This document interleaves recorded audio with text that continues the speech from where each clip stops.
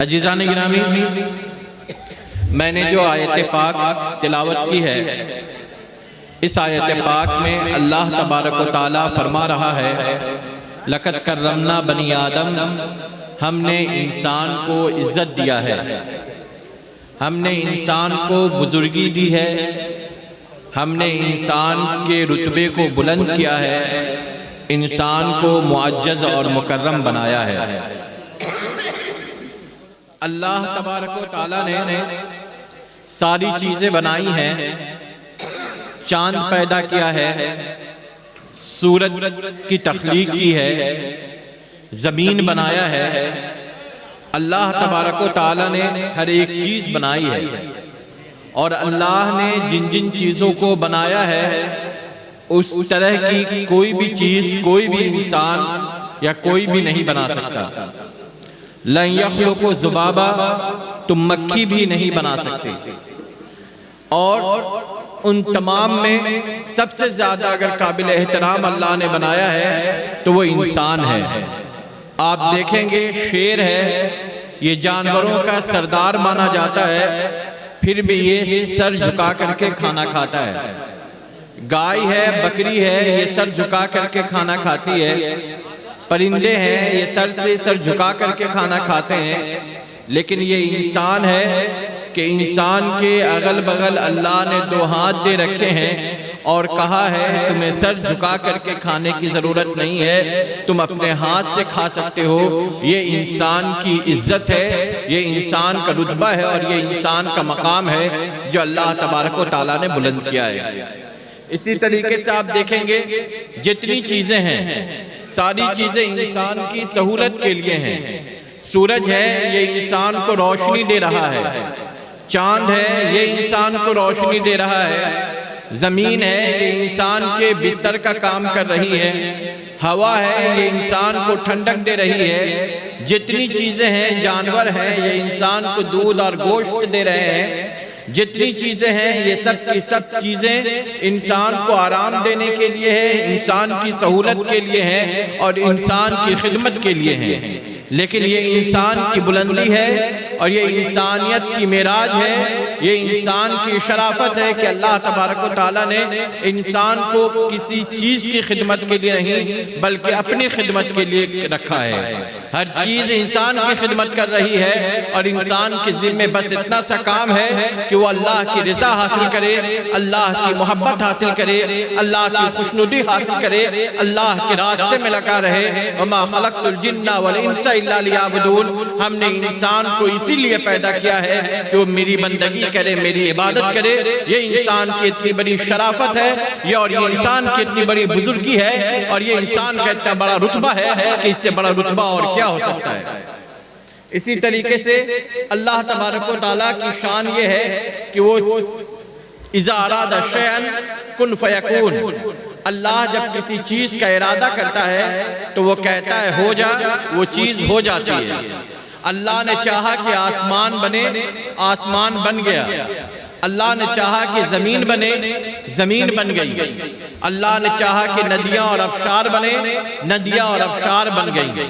اللہ اگر چاہتا کہ انسان ہو جائے، پروردگار کہہ دیتا کن فیکون، پروردگار کہہ دیتا ہو جا تو یہ انسان ہو جاتا۔ لیکن اللہ تبارک و تعالیٰ نے انسان کے لیے اہتمام کیا، اور یہ اہتمام اللہ نے یہ کیا کہ اللہ نے سب سے پہلے فرشتوں کی مجلس میں ذکر کیا کہ اے فرشتوں، میں زمین پر اپنا خلیفہ بنانے جا رہا ہوں۔ تو فرشتوں نے کہا اے پروردگار تو انسانوں کو نہ بنا، یسفک الدماء، یہ انسان زمین پر خون بہائیں گے، یہ انسان زمین پر قتل کریں گے، یہ انسان زمین پر فساد کریں گے۔ اللہ تبارک و تعالیٰ نے فرمایا انی عالم ما لا تعلمون، میں جو جانتا ہوں وہ تم نہیں جانتے ہو۔ پھر اللہ تبارک و تعالیٰ نے حضرت جبریل امین سے کہا کہ جبریل آپ عرفات جاؤ اور وہاں کی مٹی لے کر کے آؤ۔ حضرت جبریل امین عرفات گئے، مٹی لینے لگے تو مٹی نے کہا اے جبریل مجھے نہ لے جاؤ، مجھ سے جو مخلوق بنائی جائے گی وہ قتل کرے گی، خون بہائے گی۔ حضرت جبریل امین مٹی چھوڑ کر کے چلے آتے ہیں۔ حضرت اسرافیل جاتے ہیں حضرت میکائیل جاتے ہیں، وہ مٹی لینے رکھتے ہیں، مٹی وہی کہتی ہے، وہ لوگ بھی چھوڑ کر کے چلے آتے ہیں۔ حضرت اسرائیل علیہ السلام جاتے ہیں، مٹی کہتی ہے کہ اے اسرائیل مجھے نہ لے جاؤ، مجھ سے جو مخلوق بنائی جائے گی وہ قتل کرے گی، خون بہائے گی، فتنے کرے گی۔ حضرت اسرائیل اس کی بات پر توجہ نہیں دیتے ہیں، مٹی لیتے ہیں، اللہ کی بارگاہ میں حاضر کر دیتے ہیں۔ اللہ تبارک و تعالیٰ بھی انسان کو بنانا شروع کر رہا ہے تو اللہ تبارک و تعالیٰ قرآن میں کہتا ہے یدیّ، میں نے انسان کو اپنے ہاتھ سے بنایا۔ اللہ تبارک و تعالیٰ انسان کے لیے کہہ رہا ہے کہ میں نے انسان کے لیے صرف یہ نہیں کہا انسان ہو جائے اور انسان بن گیا، بلکہ اللہ کہہ رہا ہے میں نے اہتمام کے ساتھ انسان کو اپنے ہاتھوں سے بنایا۔ اور پھر اللہ تبارک و تعالیٰ انسان کو بنانے کے بعد اسے بے رشتہ نہیں رکھ رہا ہے، اسے بے جوڑ نہیں رکھ رہا ہے، بلکہ اللہ تبارک و تعالیٰ کہہ رہا ہے نفخت فیہ من روحی، ہم نے انسان میں اپنی روح پھونکی ہے۔ اللہ تبارک و تعالیٰ اپنی روح ڈال کر کے انسان کے اندر انسانیت کا رشتہ خود سے جوڑ رہا ہے، انسان کا تعلق اپنے آپ سے بنا رہا ہے۔ اللہ تبارک و تعالیٰ یہ کہہ کر کے کہ میں نے انسان کے اندر اپنی روح پھونکا ہے، گویا کہ پروردگار انسانیت سے، انسانوں سے اپنے ایک گہرے رشتے کا اور اپنے ایک گہرے تعلق کا اعلان فرما رہا ہے۔ اس کے بعد اللہ تبارک و تعالیٰ نے جب روح ڈالا تو روح باہر آئی اور کہا اے پروردگار اس کے اندر کافی اندھیرا ہے۔ اللہ تبارک و تعالیٰ نے کہا کہ اے روح گھبرا نہیں، قلب المومن عرش اللہ، جو اللہ کی یاد میں ڈوبا رہے گا، جو میرے ذکر میں ڈوبا رہے گا، اس کا دل روشن اور منور ہوگا، اور جب اس کا دل روشن اور منور ہوگا، اس کے دل میں خدا کے نور کے اترنے کی جگہ ہوگی، تو پھر اس دل میں تجھے کوئی گھبراہٹ نہیں ہوگی۔ اور اگر کوئی نافرمان ہی ہے، گنہگار ہی ہے، اس کے اندر اندھیرے کا اندھیرا ہی رہا، تو تجھے کتنے دن اس کے اندر رہنا ہے؟ کچھ سال رہنے ہیں اور پھر تجھے چلے آنا ہے۔ حضرت آدم علیہ نبینا علیہ السلام کے اندر جب روح ڈالی گئی تو جیسے روح آئی، حضرت آدم علیہ نبینا علیہ السلام کو چھینک آئی، اور چھینک آتے ہی حضرت آدم علیہ نبینا علیہ السلام نے فرمایا الحمدللہ رب العالمین، تمام تعریفیں، تمام بزرگی اور تمام شرافت، تمام فضائل رب کے لیے ہے جو ساری کائنات کا پالنہار ہے، جو ساری دنیا کو چلانے والا ہے۔ حضرت آدم علیہ نبینا علیہ السلام روح آتے ہی الحمدللہ رب العالمین پڑھ رہے ہیں۔ یہ آپ کا پڑھنا ایک اعتبار سے گویا کہ فرشتوں کو جواب تھا، یہ آپ کا پڑھنا ایک اعتبار سے گویا کہ عرفات کی مٹی کو جواب تھا کہ اے فرشتوں جان لو، سن لو، تم کہتے ہیں کہ اللہ کی بارگاہ میں کہ انسان رزق کو جمع خون بہائے گا، زمین پر قتل و غارت کرے گا۔ اے فرشتوں سن لو، میری اولاد سے، میری نسلوں سے، مجھ سے ایسے ایسے لڑکے اور ایسے ایسے بچے اور ایسے ایسے اولاد ہوں گے جو عبادت کرنے میں، جو اللہ کا نام لینے میں، جو اللہ کی تسبیح بیان کرنے میں، جو اللہ کی پاکیزگی بیان کرنے میں، جو اللہ کی اطاعت میں، جو اللہ کے آگے جھکنے میں تم سے کہیں زیادہ بلند ہوں گے، تم سے کہیں زیادہ آگے ہوں گے، تم سے کہیں زیادہ بہتر ہوں گے، اور کہیں تم سے زیادہ آگے بڑھ جائیں گے۔ حضرت آدم علیہ نبینا علیہ السلام نے روح آتے ہی فرشتوں کو یہ جواب دیا۔ اور دوسری طرف اگر آپ دیکھیں گے تو انسان کے جو چھینک آتی ہے، آج کی سائنس کے اعتبار سے وہ چھینک اتنی سخت ہوتی ہے کہ ہو سکتا ہے کہ اس سے انسان کے نس پھٹ جائیں۔ تو انسان جب چھینکتا ہے اور چھینک آنے کے بعد وہ اسے کوئی جسمانی نقصان نہیں ہوتا ہے، تو یہ انسان شکر کے طور پر الحمدللہ رب العالمین پڑھتا ہے۔ تو آج کی میڈیکل سائنس یہ بتا رہی ہے کہ چھینک کی وجہ سے ہو سکتا ہے کہ انسان کو اپنی جان دینی پڑے، لیکن حضرت آدم علیہ نبینا علیہ السلام اسی وقت اللہ کا شکر ادا کر کے، چھینک آنے پر اللہ کا شکر ادا کر کے گویا کہ یہ دنیا والوں کو بتا دیا کہ انسانیت علم میں، انسانیت ہنر میں، اور انسانیت علم و ہنر میں کہیں زیادہ آگے رہے گی۔ اللہ کی تمام مخلوق میں، اللہ کی تمام چیزوں میں اگر سب سے زیادہ علم والی اگر کوئی مخلوق ہوگی تو وہ انسان ہوگی۔ انسان سے بہتر کوئی اور مخلوق ہو ہی نہیں سکتی۔ حضرت آدم علیہ نبینا علیہ السلام کا جب پتلا بن رہا تھا، حضرت آدم علیہ نبینا علیہ السلام جب مٹی اور پانی کے منزل سے گزر رہے تھے، حضرت آدم علیہ نبینا علیہ السلام کی جب تخلیق ہو رہی تھی، تو یہ وہ دور ہے جس دور کے بارے میں اللہ تعالیٰ کہتا ہے هل أتى على الإنسان حين من الدهر لم يكن شيئا مذكورا، کہ انسان پر ایک ایسا وقت گزرا ہے جس وقت میں وہ اس قابل نہیں تھا کہ اس کی باتیں کی جائیں۔ تو یہ وہی وقت ہے جس وقت میں آدم کے لیے مٹی لائے جا رہے تھے، جس وقت میں آدم کے وجود کو بنایا جا رہا تھا، آدم کے جسم کو بنایا جا رہا تھا، جس وقت میں آدم کے اندر روح پھونکی جا رہی تھی۔ تو اللہ تبارک و تعالیٰ اسی وقت کے بارے میں کہتا ہے هل أتى على الإنسان حين من الدهر، کہ انسان پر ایک ایسا وقت گزرا ہے لم يكن شيئا مذکورا، جب وہ قابل ذکر نہیں تھا۔ اس لم يكن شيئا مذکورا میں قابل ذکر ایک لفظ ہے اور وہ مذکورہ ہے۔ یہ شیئن ہے، شاء کی شاء یا شاء کے معنی چاہنے کے ہوتا ہے۔ شے اللہ تبارک و تعالیٰ نے کہا، گویا کہ پروردگار کہہ رہا ہے وہ زمانہ، وہ وقت، وہ گھڑی جس وقت اور جس زمانے میں انسان قابل ذکر نہیں تھا، اس وقت بھی انسان محبوب تھا خدا کو، اس وقت بھی انسان خدا کو اس وقت بھی خدا انسان کو چاہتا تھا، انسان سے محبت فرماتا تھا، انسان سے شفقت فرماتا تھا۔ تو انسان جس مرحلے میں ایسا تھا کہ اس کی باتیں نہیں ہو رہی تھی، انسان جس زمانے میں ایسا تھا جس زمانے میں اس کا تذکرہ نہیں ہو رہا تھا، انسان جس زمانے میں ایسا تھا جس زمانے میں اس کے تعلق سے کوئی باتیں نہیں ہو رہی تھی، اس وقت اس زمانے اور اس گھڑی میں بھی پروردگار انسان کو چاہ رہا تھا، پروردگار انسان کو محبوب رکھ رہا تھا، پروردگار انسان کو پسند فرماتا تھا۔ یہ انسان کی اتنی بڑی شرافت ہے اور یہ انسان کی اتنی بڑی بزرگی ہے کہ اس سے بڑی بزرگی اور اس سے بڑی شرافت اور کیا ہو سکتی ہے۔ اس کے بعد اللہ تبارک و تعالیٰ نے جب حضرت آدم علیہ نبینا علیہ السلام کو بنایا تو پھر اللہ تبارک و تعالیٰ حضرت آدم کی عزت کو یا کہیں انسانیت کی عزت کو فرشتوں کے سامنے ظاہر فرمایا اور فرشتوں سے کہا فَقَعُوا لَهُ سَاجِدِينَ، اے فرشتوں آدم کے آگے جھک جاؤ۔ اللہ تبارک و تعالیٰ ایک جگہ کہتا ہے فَسَجَدَ الْمَلَائِكَةُ كُلُّهُمْ أَجْمَعُونَ، سارے کے سارے فرشتے آدم کے آگے جھک گئے۔ تو ان فرشتوں کا آدم کے آگے جھک جانا، فرشتے وہ ہیں جن سے کوئی غلطی نہیں ہو سکتی، فرشتے وہ ہیں جن سے کوئی خطا نہیں ہو سکتی، فرشتے وہ ہیں جن سے کوئی بھول اور چوک نہیں ہو سکتی، یہ معصوم عن الخطا ہے۔ اللہ تبارک و تعالیٰ نے ایسی پاک باز جماعت کو حضرت آدم کے آگے جھکا کر کے یہ ظاہر فرما دیا جس سے کوئی خطا نہیں ہو سکتی، جس سے کوئی غلطی نہیں ہو سکتی، وہ بھی انسانیت کے آگے جھک رہی ہے، وہ بھی انسانیت کے آگے سجدہ ریز ہے، وہ بھی انسانیت کا احترام کر رہی ہے۔ اس سے بہتر انسان کے لیے اور کیا رتبہ ہو سکتا ہے، انسانیت کے لیے اور کیا شرافت ہو سکتی ہے۔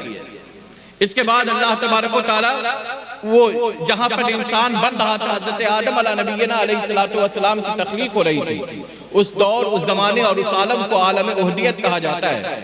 پھر عالم احدیت سے تمام روحوں کو عالم ارواح میں لایا گیا۔ عالم ارواح میں جب تمام روحیں جمع ہو گئیں تو پروردگار نے کہا آلستو بربکم، اے روحو کیا میں تمہارا خدا نہیں ہوں؟ تو نبی یہ کائنات صلی اللہ تعالیٰ علیہ وسلم کی روح سب سے آگے آئی اور اس نے کہا بلا کیوں نہیں، تو ہی ہمارا رب ہے، تو ہی ہمارا معبود ہے اور تو ہی ہمارا پروردگار ہے۔ اس کے بعد وہاں سے روحیں ماں کے پیٹ میں آنا شروع ہوئی اور پھر اس دنیا میں آنے لگی۔ اس دنیا کو عالم ارواح کہا جاتا ہے، عالم شہادت کہا جاتا ہے، عالم آزمائش کہا جاتا ہے، عالم امتحان کہا جاتا ہے۔ اللہ تبارک و تعالیٰ نے اس دنیا میں انسان کو بھیجا۔ اللہ تبارک و تعالیٰ انسان ہی سے کہتا ہے اَيَحْسَبُ الْإِنسَانُ أَن يَتْرَكَ سُدًى، کیا انسان گمان کرتا ہے اور سوچتا ہے کہ انسان کو اس دنیا میں یوں ہی بھیج دیا گیا ہے، بیکار پیدا کر دیا گیا ہے، کسی مقصد کے لیے نہیں بھیجا گیا ہے؟ انسانیت کو پیدا کرنے کا، انسانوں کو پیدا کرنے کا کوئی وجہ نہیں ہے۔ انسان سن لے وَمَا خَلَقْتُ الْجِنَّ وَالْإِنسَ إِلَّا لِيَعْبُدُونَ، ہم نے انسان کو پیدا اس لیے کیا ہے تاکہ وہ میری عبادت کرے۔ انسان کی اس دنیا میں آنے کی وجہ یہ ہے کہ انسان میری بندگی کرے۔ انسان کو اس دنیا میں بھیجا گیا ہے، اس لیے بھیجا گیا ہے تاکہ انسان میری معرفت حاصل کرے۔ انسان کو اس دنیا میں بھیجا گیا ہے نبی پاک صلی اللہ تعالیٰ علیہ وسلم سے محبت کرنے، عشق کرنے کے لیے بھیجا گیا ہے۔ انسان کو اس دنیا میں بھیجا گیا ہے نبی پاک صلی اللہ تعالیٰ علیہ وسلم کی سنتوں میں ڈھلنے کے لیے بھیجا گیا ہے۔ انسان کو اس دنیا میں بھیجا گیا ہے نبی پاک صلی اللہ تعالیٰ علیہ وسلم کی اداؤں کو اپنانے کے لیے بھیجا گیا ہے۔ انسان کو اس دنیا میں بھیجا گیا ہے نبی پاک صلی اللہ تعالیٰ علیہ وسلم کے نقش قدم پر زندگی گزارنے کے لیے بھیجا گیا ہے۔ انسان بے معنی، بے مطلب، بے وجہ پیدا نہیں کیا گیا ہے۔ اللہ تبارک و تعالیٰ کی اطاعت، اللہ تبارک و تعالیٰ کی فرما برداری، اللہ تبارک و تعالیٰ کے دیے ہوئے کتاب کے مطابق زندگی گزارنے کے لیے بھیجا گیا ہے۔ اور انسان جب اس دنیا میں اللہ تبارک و تعالیٰ کے مرضی کے مطابق زندگی گزارتا ہے، اللہ تبارک و تعالیٰ کے دیے ہوئے احکام کے مطابق زندگی گزارتا ہے، نبی پاک صلی اللہ تعالیٰ علیہ وسلم کے ارشاد اور فرمان کی روشنی میں زندگی گزارتا ہے، تو پھر اللہ تبارک و تعالیٰ انسان کے اس دنیا کو بھی بہتر کرتا ہے، اللہ تبارک و تعالیٰ انسان کی آخرت کو بھی بہتر کرتا ہے۔ جو انسان اللہ کے دیے ہوئے اصول اور قانون کے مطابق زندگی گزارتا ہے، اللہ اس کے اندر سکون پیدا کر دیتا ہے، اس کے اندر سے بے چینی کو دور کر دیتا ہے، اللہ اس کے چہرے پر نور اور روشنی پیدا کر دیتا ہے۔ اللہ تبارک و تعالیٰ اس پر اس دنیا میں یہ انعام کرتا ہے کہ اس کے رزق اور اس کی روزی میں برکت کر دیتا ہے۔ اللہ تبارک و تعالیٰ اس پر اس دنیا میں یہ انعام کرتا ہے کہ اللہ تبارک و تعالیٰ اس کی آل و اولاد میں کثرت پیدا فرما دیتا ہے۔ اللہ تبارک و تعالیٰ ایسے انسان پر اس دنیا میں یہ انعام کرتا ہے کہ اس کی محبت انسانوں کے دلوں میں پیدا کر دیتا ہے۔ اللہ تبارک و تعالیٰ اس انسان پر اس دنیا میں یہ انعام کرتا ہے کہ اللہ تبارک و تعالیٰ اس کی عظمت کا اعلان حضرت جبریل سے آسمان پر کرا دیتا ہے۔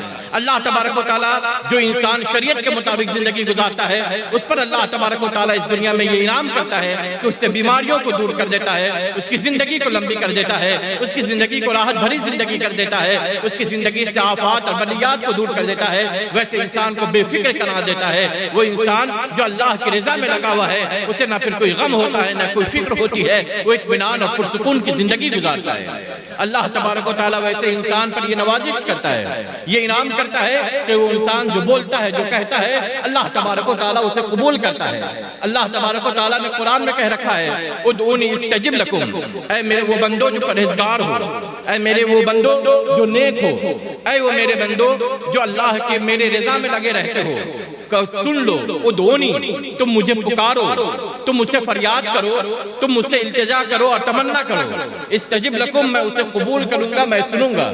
اللہ تبارک و تعالیٰ قرآن میں ان لوگوں کو جو اس دنیا میں آنے کے بعد اس دنیا میں آنے کے مقصد کو نہ بھولے، اس دنیا میں آ کر کے جن لوگوں نے اپنے وقتوں کو برباد نہیں کیا، اس دنیا میں آنے کے بعد جن لوگوں نے اپنے آپ کو گناہوں میں نہیں ڈبایا، اس دنیا میں آنے کے بعد جن لوگوں نے اپنے آپ کو برباد نہیں کیا، اللہ کے راستے میں لگائے رہے، اللہ تبارک و تعالیٰ کہتا ہے، اے بندو تم مجھ سے کہو، تم مجھ سے بولو، تم مجھ سے فریاد کرو، تم مجھ سے التجا کرو، میں تمہاری بولی، تمہاری فریاد، تمہاری التجا، تمہاری دعا، تمہاری گزارش کو سنوں گا اور اسے قبول کروں گا۔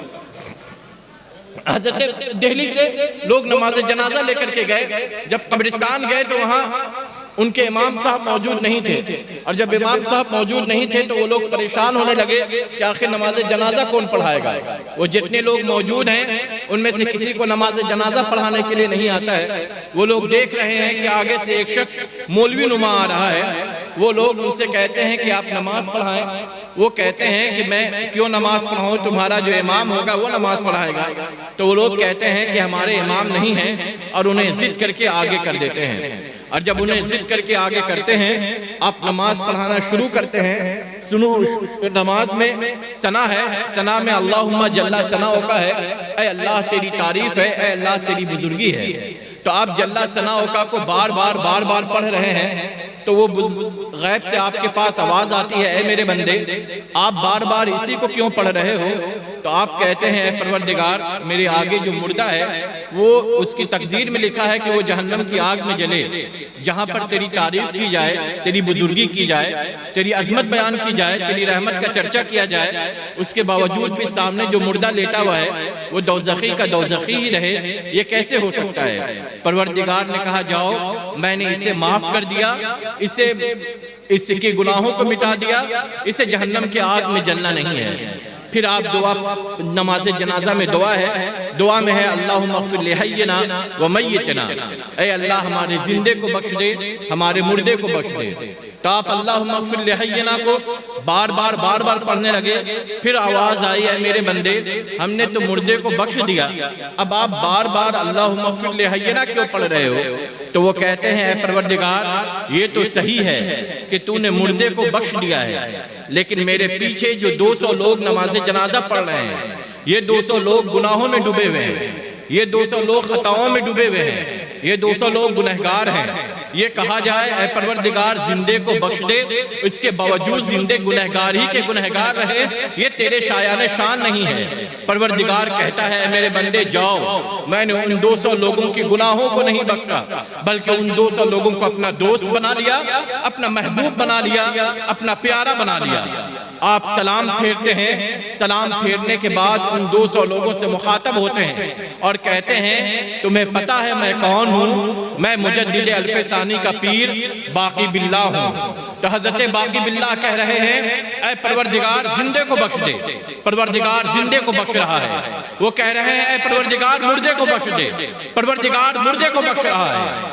آخر وجہ کیا ہے کہ وہ کہہ رہے ہیں زندے کو بخش دے، اللہ زندے کو بخش رہا ہے۔ وہ کہہ رہے ہیں مردے کو بخش دے، اللہ مردے کو بخش رہا ہے۔ ایسا اس لیے ہے کہ یہ جب سے دنیا میں آئے تو انہوں نے اپنے آپ کو بے وزن نہیں کیا، اللہ کے راستے کو نہیں چھوڑا، اللہ کی ڈوری کو نہیں چھوڑا، اللہ کی اطاعت کو نہیں چھوڑا، اللہ کی فرما برداری کو نہیں چھوڑا، نبی پاک کی اداؤں پر عمل کرنا نہیں چھوڑا، نبی پاک کی سنتوں کو اپنانا نہیں چھوڑا۔ یہ لگے رہے اللہ اور اللہ کی رضا حاصل کرنے میں۔ ان کی برکت اور اس کا اعجاز نہیں ملا کہ یہ جو کہتے گئے پروردگار وہ قبول کرتا گیا اور وہ سنتا گیا۔ اور ایسی مثالیں ایک نہیں ہیں، آپ بزرگوں کی تاریخیں، صحابہ کرام کی تاریخیں دیکھیں گے تو آپ کو قدم قدم پر ایسی باتیں ملیں گے کہ اللہ کے نیک بندے، اللہ کے مقبول بندے، اللہ کے لاڈلے اور پیارے بندے جب جو کہتے گئے پروردگار وہ قبول کرتا گیا، وہ سنتا گیا۔ ان کی کسی بھی بات کو پروردگار نے کبھی اٹھایا نہیں، ان کی زبان سے نکلے ہوئے الفاظ کو اللہ نے کبھی بھی بے وزن نہیں کیا۔ وہ جو بولتے گئے اللہ تبارک و تعالیٰ ہمیشہ سنتا گیا اور قبول کرتا گیا۔ اس کے بعد آپ پھر دیکھیں انسان اس دنیا میں جب آیا، انسان اس دنیا میں آیا تو اللہ تبارک و تعالی، اللہ نے انسان کو اس دنیا میں اپنی عبادت ہی کے لیے پیدا کیا، لیکن اللہ تبارک و تعالی نے اس دنیا میں انعام دیتے دیتے ان لوگوں کے لیے جو اللہ کو یاد کرتے ہیں، اللہ کی عبادت کرتے ہیں، انعام اتنا بڑھایا کہ پروردگار نے کہا فَاذْكُرُونِي أَذْكُرْكُمْ، تم مجھے یاد کرو میں تمہیں یاد کروں گا۔ فَاذْكُرُونِي، اللہ حکم دے رہا ہے، آرڈر دے رہا ہے کہ تم مجھے یاد کرو۔ آپ غور کریں انسان پروردگار کو کتنے دن یاد کر سکتا ہے؟ انسان کی عمر کتنی ہوتی ہے؟ 50 سال، 60 سال، 70 سال، 80 سال انسان جی سکتا ہے۔ اسی درمیان میں انسان اللہ تبارک و تعالیٰ کی ذکر کر سکتا ہے، اللہ تبارک و تعالیٰ کی بات کر سکتا ہے۔ لیکن اللہ تبارک و تعالیٰ جب کچھ نہیں تھا تب بھی تھا، جب کچھ نہیں ہوگا تب بھی رہے گا۔ وہ ازلی ہے، ابدی ہے، ہمیشہ سے ہے، ہمیشہ رہے گا۔ تو وہ ذات جو کہہ رہی ہے کہ تم مجھے یاد کرو میں تمہیں یاد کروں گا، تو انسان چند لمحے، چند سال، چند گھڑی پروردگار کو یاد کرے گا، لیکن اللہ تبارک و تعالیٰ اس کے ذکر کو جب کرے گا تو وہ جب ذاکر فنا نہیں ہونے والا ہے، ذاکر مٹنے والا نہیں ہے، جب اللہ مٹنے والا نہیں ہے تو اللہ کا ذکر بھی نہیں مٹ سکتا ہے، اللہ کی بات بھی نہیں مٹ سکتی ہے۔ تو گویا کہ انسان 60 سال اللہ کی عبادت کر رہا ہے، لیکن اس کے بدلے میں انسان اپنی ذکر کو، اپنی یاد کو، اپنی بات کو ہمیشہ ہمیشہ کے لیے رکھ رہا ہے۔ اللہ ہے تو انسان کا ذکر ہے، اللہ ہے تو نیک لوگوں کی باتیں ہیں۔ اس کی نشانی آپ خود دیکھ سکتے ہیں، جتنے بھی اولیاء اللہ ہیں، حضرت خواجہ غریب نواز ہیں، حضرت غوث پاک ہیں، یہ لوگ ہیں اس دنیا سے تو چلے گئے، لیکن ان کا ذکر ہو رہا ہے تو ان کا ذکر اسی لیے ہو رہا ہے کہ اللہ تبارک و تعالیٰ نے یہ وعدہ کر رکھا ہے اذکرکم، میں تمہارا ذکر کروں گا، میں تمہاری یاد بناؤں گا۔ انسان پھر اس دنیا سے ایک وقت آتا ہے کہ انسان اس دنیا کو چھوڑ دیتا ہے اور وہ قبر کی دنیا میں چلا جاتا ہے۔ قبر کی دنیا کو عالم برزخ کہا جاتا ہے۔ عالم برزخ میں جب انسان جاتا ہے اس سے سوال و جواب ہوتے ہیں۔ نیک لوگوں سے فرشتے کہتے ہیں نم کنومت العروس، سو جا جیسے دلہن سوتی ہے۔ آپ اس بات کو جانتے ہیں کہ دلہن اگرچہ سوئی ہوئی لگ رہی ہے لیکن وہ سوتی نہیں ہے، اسے کسی کے آنے کا انتظار ہوتا ہے۔ تو گویا کہ قبر میں جب فرشتے کہہ رہے ہیں نم کنومت العروس، سو جا جیسے دلہن سوتی ہے، تو گویا کہ فرشتے اسے گویا تو اللہ تبارک و تعالیٰ نے گویا یہ ظاہر کر دیا قبر میں انسان مٹتا نہیں ہے، فنا نہیں ہوتا ہے، وہ دلہن کی طرح اپنے قبر میں جلوہ گر ہوتا ہے اور وہ دیدار مصطفیٰ میں ڈوبا ہوا ہوتا ہے، وہ دیدار مصطفیٰ میں، زیارت مصطفیٰ میں ڈوبا ہوا ہوتا ہے، وہ انوار خدا میں ڈوبا ہوا ہوتا ہے، وہ رحمت خدا میں ڈوبا ہوا ہوتا ہے، وہ قبر میں جانے کے بعد کبھی ختم نہیں ہوتا ہے، مٹتا نہیں ہے، اس کا وجود کبھی نہیں مٹا کرتا ہے، وہ اپنے قبر میں موجود ہوتا ہے، اللہ کے انوار اور تجلیات، فیضان اور رحمتوں میں ڈوبا ہوا ہوتا ہے۔ اور پھر انسان وہاں سے نکلتا ہے اور پھر میدان محشر میں جاتا ہے۔ میدان محشر وہ جگہ ہے اس دنیا میں، نمرود ہے، فرعون ہے، شداد ہے، نہ جانے کتنے لوگ ہیں جنہوں نے خدا ہونے کا اعلان کیا، اللہ تبارک و تعالیٰ نے انہیں کچھ نہیں کیا۔ نبی کائنات صلی اللہ تعالیٰ علیہ وسلم ہے، نبی کائنات صلی اللہ تعالیٰ علیہ وسلم کو اللہ نے بے پناہ اختیار دیے، نبی کائنات صلی اللہ تعالیٰ علیہ وسلم کو سارے عالم کے لیے رسول بنایا، رحمت بنایا، لیکن اس دنیا میں نبی پاک صلی اللہ تعالیٰ علیہ وسلم کے بھی تعلق سے الگ الگ نظریے والے ہیں۔ میدان محشر اللہ تبارک و تعالیٰ نے بس خدا چاہتا تو قبر سے نیک لوگوں کو جنت پہنچا دیتا، برے لوگوں کو جہنم پہنچا دیتا۔ اللہ نے بیچ میں میدان محشر کو رکھا ہے۔ میدان محشر وہ جہاں ہے، وہ جگہ ہے جہاں سارے لوگ موجود ہوں گے۔ وہاں اللہ تبارک و تعالیٰ اپنی پوری خدائی، پوری جبروت اور پوری شان و شوکت کے ساتھ جلوہ گر ہوگا اور کہے گا انا ربکم الاعلیٰ، میں ہی سب سے بڑا رب ہوں، میں ہی سب سے بڑا خدا ہوں، میں ہی سب سے بڑا معبود ہوں، اور اس وقت کسی کی زبان میں کچھ بولنے کی طاقت نہیں ہوگی۔ میدان محشر وہ جگہ ہے جہاں پر اللہ تبارک و تعالیٰ نبی کائنات کی عظمتوں کو مکمل طور سے ظاہر کرے گا۔ نبی کائنات صلی اللہ تعالیٰ علیہ وسلم خدا کے بغل میں جلوہ گر ہوں گے، کبھی لواء الحمد لیے ہوں گے اور سارے لوگ آپ کے جھنڈے کے نیچے ہوں گے، کبھی آپ جہنم کے دروغہ سے بات کر رہے ہوں گے اور لوگوں کو جہنم سے نکال رہے ہوں گے، کبھی آپ جنت میں لوگوں کو آباد کر رہے ہوں گے، کبھی آپ پل صراط سے لوگوں کو پار کرا رہے ہوں گے، تو وہاں پر نبی کائنات صلی اللہ تعالیٰ علیہ وسلم کی عظمت مکمل طور سے ظاہر ہوگی۔ آپ کہہ سکتے ہیں اللہ نے میدان محشر بنایا ہی ہے، اسی لیے اللہ نے میدان محشر منعقد ہی اس لیے کرے گا، اللہ تبارک و تعالیٰ میدان محشر کی محفل اور مجلس سجائے گا ہی اسی لیے تاکہ خدا اپنی خدائی کو، رسول اپنی رسالت کو مکمل طور سے ظاہر کر دیں، سارے لوگوں کے سامنے کھول دیں اور سارے لوگوں کے سامنے یہ بتا دیں کہ جو لوگ دنیا میں الگ الگ سوچتے تھے وہ دیکھ لے خدا ہے تو کون ہے، وہ دیکھ لے کہ رسول ہے تو کون ہے۔ اللہم صلی علی سیدنا شفیعنا مولانا محمد بارک وسلم، صلو علیہ الصلوۃ والسلام علیک یا رسول اللہ صلی اللہ تعالیٰ علیہ وسلم۔ پھر میدان محشر سے انسان عالم خلد میں جاتا ہے۔ عالم خلد کو اللہ تبارک و عالم خلد جنت ہے۔ جب جنت میں لوگ جائیں گے، جنت کا تعارف جو ہے کہ وہاں دودھ کی نہریں ہیں، شہد کی نہریں ہیں، انسان جو خواہش کرے گا، انسان جو چاہے گا وہ جنت میں اسے مل جائے گی۔ لیکن ہم اس دنیا میں دیکھتے ہیں کہ قوم موسیٰ تھی، قوم موسیٰ کو اللہ تبارک و تعالیٰ جنت سے کھانے بھیج رہا تھا، منو سلوہ آ رہے تھے، لیکن وہ جنت کے کھانے کو کھاتے کھاتے حضرت موسیٰ سے کہتے ہیں کہ آپ دعا کریں کہ اللہ تبارک و تعالیٰ پیاز ہمیں دے، دال ہمیں دے۔ تو انسان جب جنت میں جاتا انسان کو ہر چیز ملتی، لیکن ہر چیز ملنے کے بعد بھی ہو سکتا ہے انسان ایک جیسی چیز سے گزرتے گزرتے اکتا سا جاتا۔ اللہ تبارک و تعالیٰ نے جنتیوں کے لیے یہ اہتمام کر رکھا ہے کہ ہر جمعہ کے دن ایک میدان میں تخت لگائے جائیں گے، اس تخت پر جنتی بیٹھیں گے، ایک ہلکا سا پردہ ہوگا، گویا وہ پردہ ہوتے ہوئے بھی پردہ نہیں ہوگا۔ اللہ تبارک و تعالیٰ جلوہ گر ہوگا، جنتی پروردگار کا دیدار کریں گے، اور جب جنتی پروردگار کا دیدار کریں گے تو اس دیدار میں جنتی اتنا ڈوب جائیں گے، اس دیدار میں جنتی اتنا مو ہو جائیں گے، اس دیدار میں جنتی اتنا کھو جائیں گے کہ انہیں کچھ ہوش ہی نہیں رہے گا۔ تو اللہ تبارک و تعالیٰ نے انسان کو عالم احدیت میں بنایا، وہاں سے انسان عالم ارواح میں آیا، وہ عالم ارواح سے انسان ماں کے پیٹ میں آیا، ماں کے پیٹ سے انسان اس دنیا میں آیا، عالم شہادت سے انسان قبر میں عالم برزخ میں گیا، وہاں سے انسان عالم خلد جنت میں گیا، اور جنت میں اللہ تبارک و تعالیٰ نے انسان کو اپنے نور میں ڈبا دیا۔ تو گویا کہ انسان کی ابتدا بھی خدا سے ہو رہی تھی اور انسان کی انتہا بھی خدا میں ہو رہی ہے۔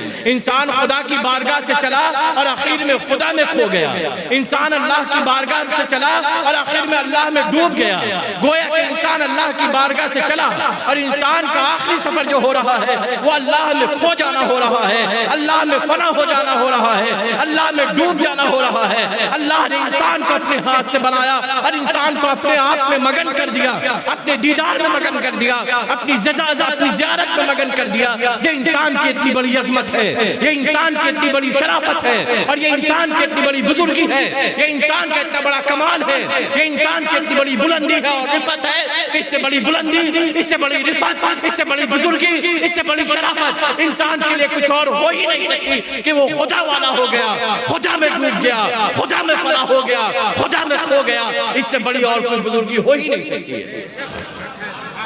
تو عزیزان گرامی، ہم لوگوں کو اللہ تبارک و تعالیٰ کے دیے ہوئے اصول اور اللہ تبارک و تعالیٰ کے دیے ہوئے ضابطے نبی کائنات صلی اللہ تعالیٰ علیہ وسلم کی زندگی پر عمل کرنا چاہیے، تاکہ ہم جنت میں جائیں اور جنت میں جا کر کے پروردگار میں ڈوب جائیں، پروردگار میں کھو جائیں۔